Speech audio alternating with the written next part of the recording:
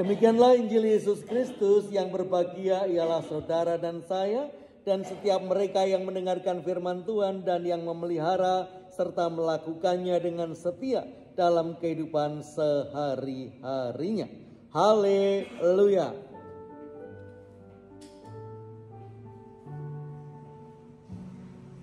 Haleluya. Haleluya. Haleluya.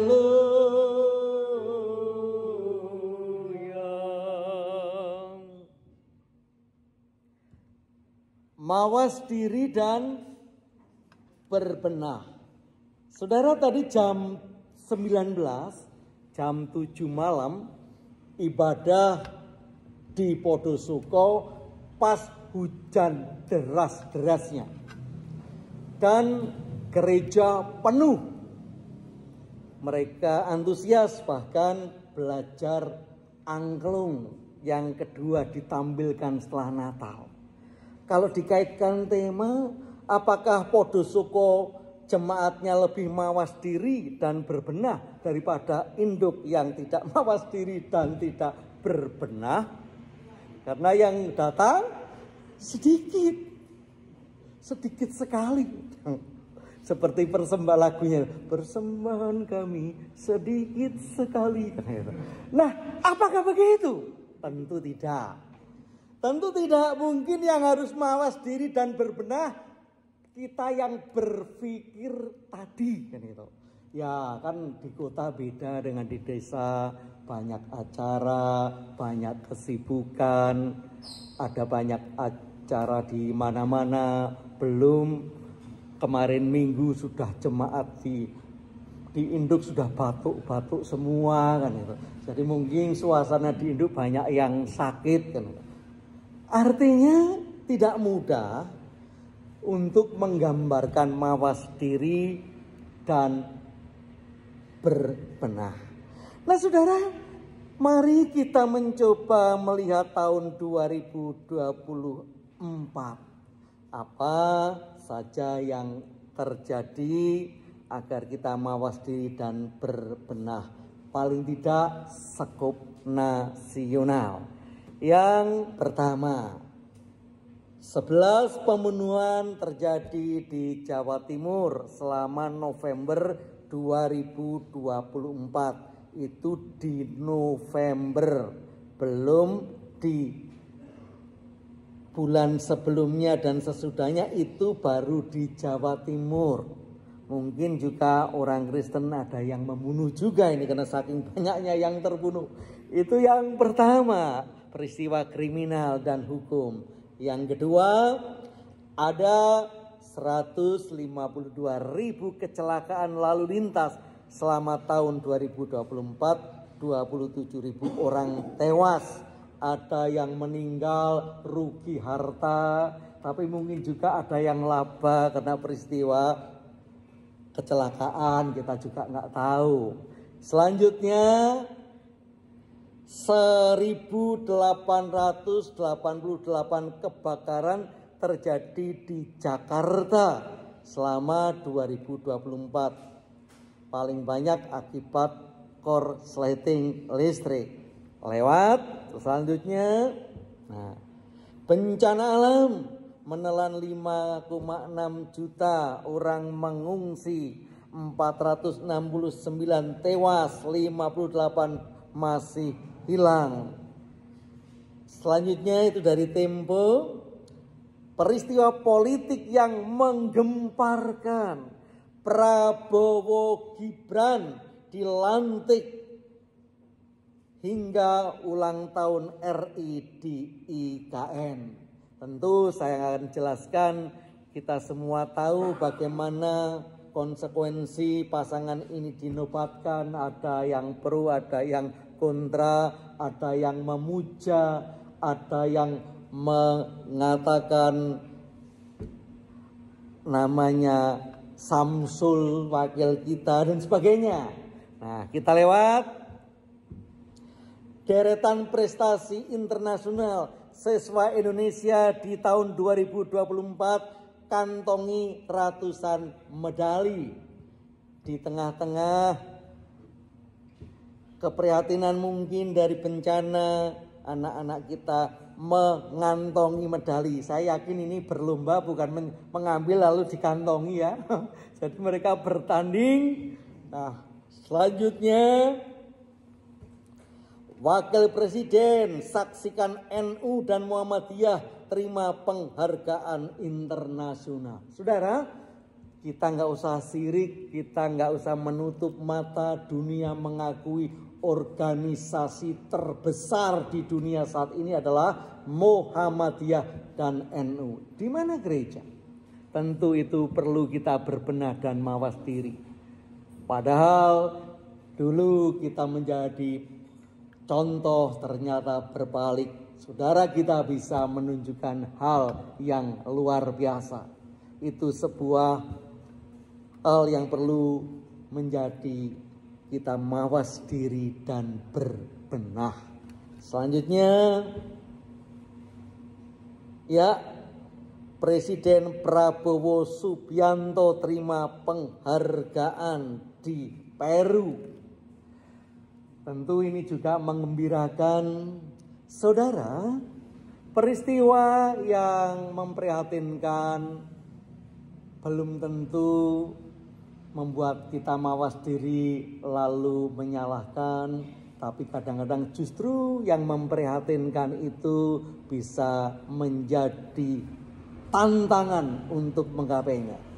Begitu sebaliknya peristiwa yang menggembirakan, jangan sampai menjadi kesombongan, atau bisa saja jangan-jangan berita itu berita rekayasa.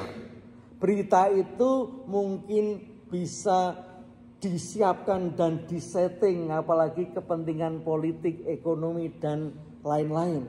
Mungkin kita pernah dengar beberapa waktu yang lalu seorang sinetron, ya juga sinetron, seorang selebritis yang terkenal mendapatkan doktor honoris causa walaupun diragukan. Nah, artinya sebuah peristiwa, baik itu mengembirakan, baik itu memprihatinkan, perlu dilihat secara bijaksana supaya kita dengarkan apa yang disampaikan oleh Nabi kita dari Indonesia. Ini dia. Nah, kita dengarkan.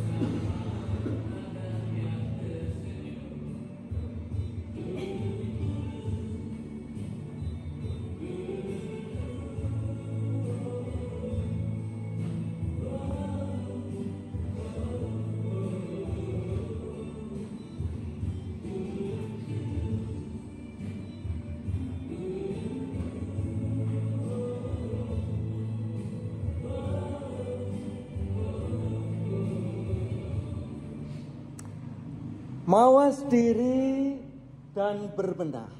Jangan terburu-buru multimedia. Ebit mengatakan kita disuruh bercermin. Tentu ini bukan cermin kecantikan. Apakah kita masih glowing? Apakah make up kita terlalu tebal? Tapi itu tentang bicara kehidupan. Hari ini, malam ini, di akhir penghujung tahun 2024, kita akan bercermin dengan apa, Bapak Ibu? Bercermin dengan ini cuci gudang, Bapak Ibu. Nah, ini ensiklopedia Perjanjian Baru. Kemarin Pak Indra dapat kamus. Udah buka, harganya berapa Pak Indra? 1,5. Oh, kalau di Shopee. Jadi ini bukan Shopee.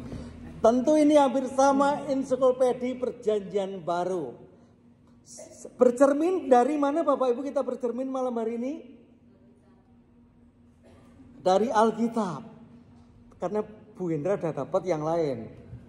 Bercermin dari Alkitab yang mana? Dari Alkitab yang mana? Tadi yang baca Pak Bejo. Tadi Alkitab yang mana Pak Bejo? 1, 2, 3. Wah, nggak jadi dapat buku. 1 Raja-Raja cerita tentang sini Pak Bejo dapat ensiklopedi Perjanjian Baru menyambut tahun baru.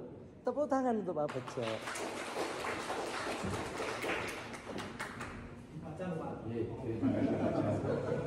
Majelis 3 kali.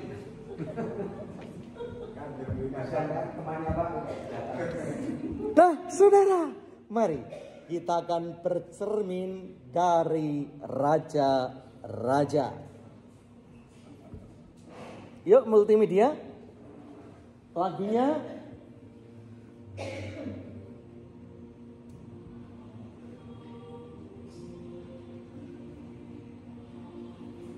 bisa dikeraskan?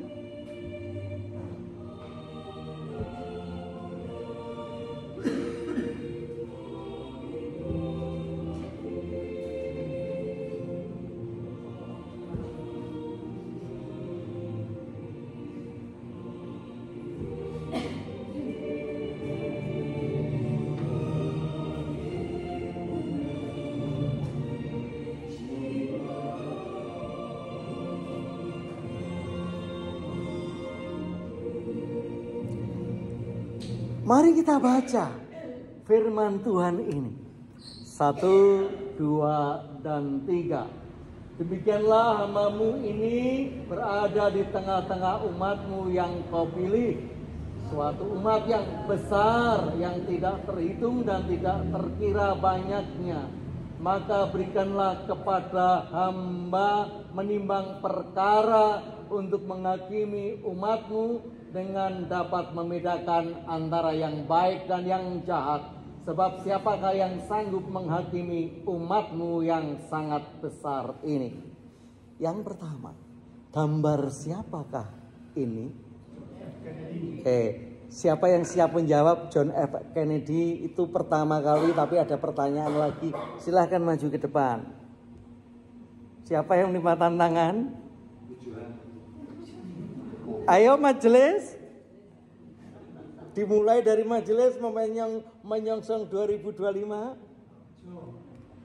Pak Bejo tadi sudah. Oke. Pak Bejo Supriyadi. Pak Bejo Supriyadi, apa hubungannya ayat ini dan gambar itu?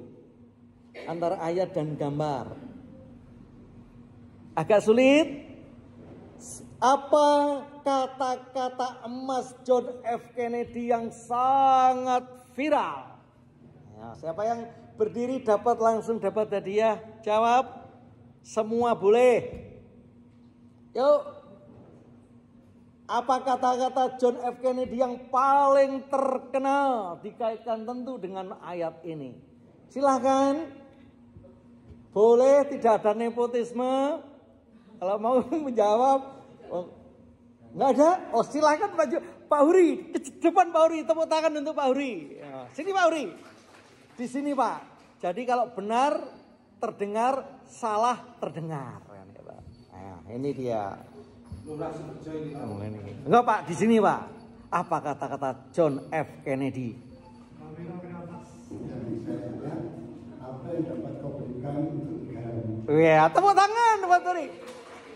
Jangan tanyakan apa yang negara berikan padaku, tapi tanyakan apa yang bisa diberikan kepada negaramu. Nah, tepuk tangan untuk Pak Huri. Pilih buku Pak Huri. Mana yang mau dipilih? Pemimpin dalam diri Anda, misteri dunia, mana? Sini aja, misteri. Selamat Pak. Tahun baru besok dibaca sebelum tanggal 1 sudah selesai. Bapak Ibu, ketika kita bicara tentang Salomo yang mendapatkan hikmat, seringkali kita berhenti. Tapi hari ini kita harus mawas diri dan berbenah bahwa hikmat itu bukan hanya untuk diri sendiri. Tapi hikmat itu apa Bapak Ibu? Dapat buku hikmat itu hikmat untuk masyarakat. Lah itu Bapak Ibu, itu loh jawabnya. Loh.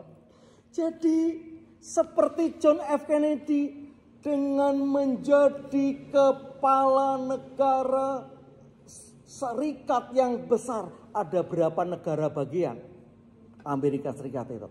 Silahkan browsing. Banyak. Dan suku-suku di Amerika Serikat, suku bangsa itu luar biasa. Banyaknya, etnisnya. Mereka berdatangan.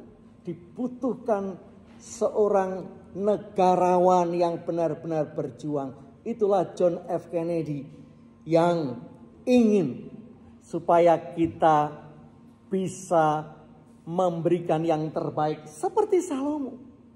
Ketika hikmat itu diminta, bukan dalam rangka semakin dirinya dipuja. Tahun 2024, mari kita mawas diri dan berbenah. Jangan-jangan kita hanya berpikir hikmat bagi diri sendiri, semakin kaya, semakin pandai, semakin sukses. Tapi apakah hikmat kita itu berdampak bagi kanan kiri kita? Atau bahkan kadang-kadang merugikan orang-orang terdekat kita, mengejar karir, anak dikorbankan, istri dikorbankan, tetangga dikorbankan. Nah, hari ini kita perlu untuk mawas diri di dalam berhikmat. Bukan untuk sekedar kita berhikmat, tapi bagaimana dampak hikmat itu bisa menjadi berkat. Hikmat untuk masyarakat, bukan hanya pribadi, bahkan gereja harus sudah mulai berpikir untuk menyusun hikmat itu menjadi kesaksian yang benar-benar memberkati bagi kehidupan. Itu yang pertama. Yang kedua,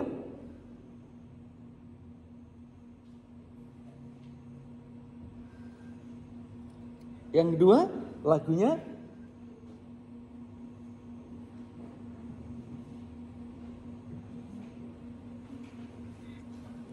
tidak bisa.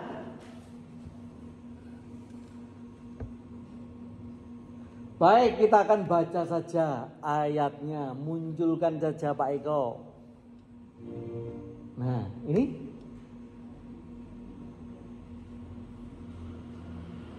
Baik, kita akan baca dari Yohanes ini. 1, 2, 3.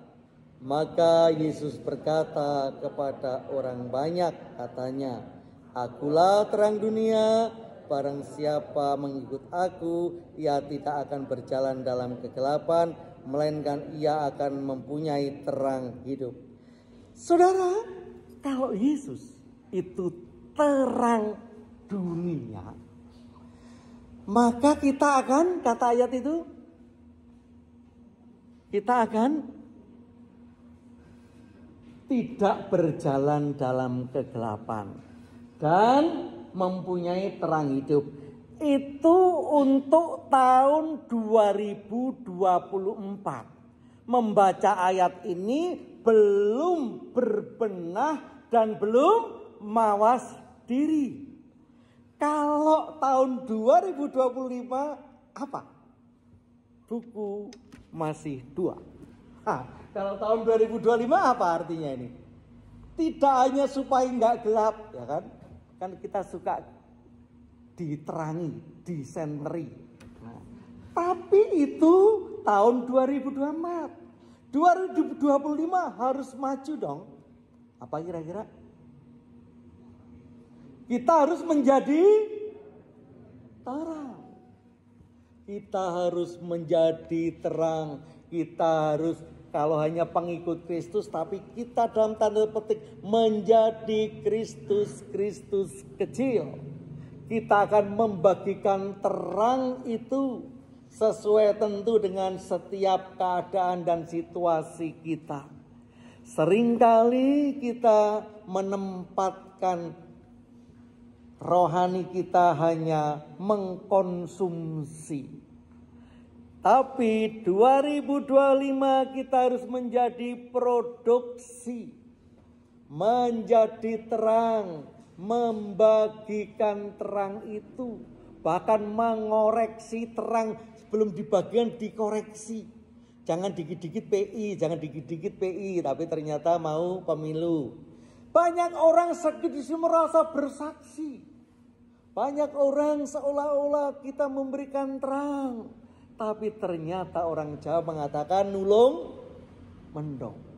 Mari berbenah, mari mawas diri. Betulkah kita memberikan terang atau terang kita manipulasi agar kita lebih benderang dibandingkan orang lain? Itulah kita diajak untuk mawas diri. Kalau Kristus itu sudah menjadi terang, bukan berarti Kristus ada di atas di surga cukup dengan terangnya dan minta harga bayaran. Tapi Kristus datang menyapa manusia menjadi bayi dan berjuang menjadi terang yang luar biasa dampaknya sampai hari ini. Itulah ketika kita berbenah dan mawas diri tentang terang. Itu yang kedua. Yang ketiga, Yesus adalah terang. Ada enggak suaranya Mas Eko? Wah, nggak ada. Oke. Bapak Ibu, terang itu seperti matahari. Ini saya nyanyikan salah satunya saat pengantar pembinaan guru-guru sekolah minggu di Dampit. Tapi jarang yang datang. Siapa yang masih ingat lagunya? Ini lagu bagaimana membagikan terang itu. Memberi matahari bagi bumi, bersinar memancar indah berseri. Ini kami di sini beri hati kepada mereka bunga gereja. Kamu aku guru sekolah minggu, kamu aku meramu ilmu cinta kasih, tidak pilih-pilih, anak-anak Tuhan, garam kehidupan. Membagikan terang itu bukan spontanitas seperti Komeng. Bapak Ibu tahu kata-kata Komeng yang luar biasa? Spontan. Oh wih, kan enggak. Jadi memberikan terang itu perlu teori, perlu ilmu, perlu sistematika, perlu sebuah jejak pendapat, perlu sesuatu yang jauh ke depan, bukan sekedar baperan. 2025 dan selanjutnya hari-hari dari kacamata dunia semakin susah, semakin sulit. Maka gereja, orang Kristen tentu juga harus mempersiapkan benar-benar.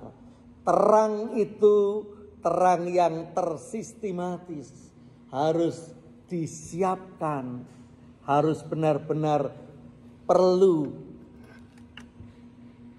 disiapkan, perlu dikoreksi, perlu dibenahi, perlu dicoba, ditata ulang agar benar-benar kita menjadi orang yang siap berbenah dan mawas diri memasuki tahun baru. Dan yang terakhir, akhir.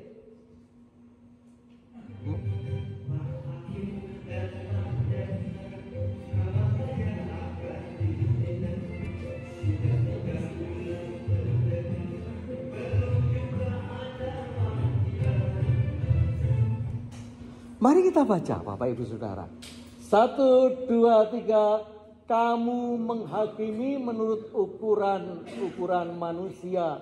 Aku tidak menghakimi seorang pun. Nah, menarik.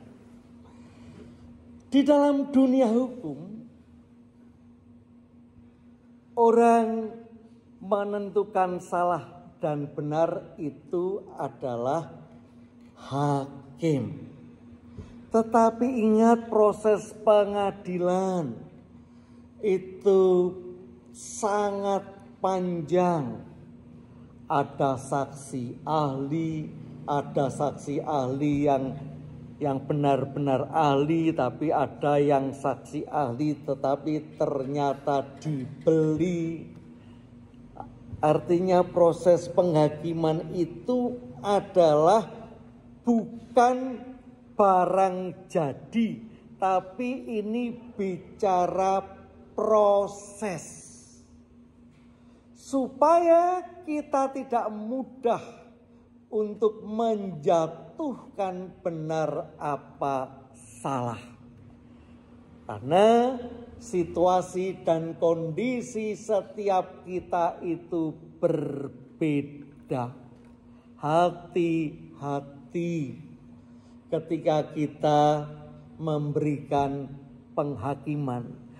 Penghakiman itu adalah proses peradilan yang ternyata ada bisa naik banding. Ada fakta baru, ada bukti yang dulu dihilangkan sekarang dimunculkan. Sama. Itulah kehidupan. Ketika kita menilai seseorang, yang harus mawas diri bukan hanya yang dinilai, tetapi kacamata penilaian kita perlu dikoreksi juga. Jangan-jangan ada hal-hal yang ternyata penilaian kita tidak pas, atau ada banyak perubahan karena memang zaman berganti. Semuanya nilai juga berganti. Maka Tuhan tidak pernah memberikan pengadilan, tapi pengampunan, tetapi kasih untuk tetap bisa menerima setiap kita. Mari tahun baru yang mungkin menakutkan, tahun baru yang mungkin lebih sulit, gak perlu kita hakimi. Mari kita yakini. Ketika kita mulai mawas diri dan berbenah, apapun yang terjadi di depan, apapun yang terjadi tahun 2025, kita percaya Tuhan akan menyertai kita. Bahkan kita diberi inspirasi dari gembala. Mari sekarang pergi ke Bethlehem. Gembala gambaran sederhana ketika tidak terkontaminasi dengan teknologi, walaupun tidak ke kandang bawa handphone untuk selfie, walaupun ke kandang tidak membawa kado, tapi dia percaya jalan terus, ada bintang di atas kandang yang menerangi para gembala yang menggambarkan orang-orang yang sederhana. Mari saudara, kita menyederhanakan pikiran kita. Jangan kita terpenjara oleh teknologi, berita, kekayaan, ekonomi, status sosial yang justru kadang-kadang membuat kita tidak siap untuk mendapatkan perubahan. Biarlah mawas diri dan berbenah menjadi kekuatan bagi kita untuk menghadapi tahun 2025 yang perlu kita terima dan dengan senang hati kita hadapi, maka perlu ada tandanya.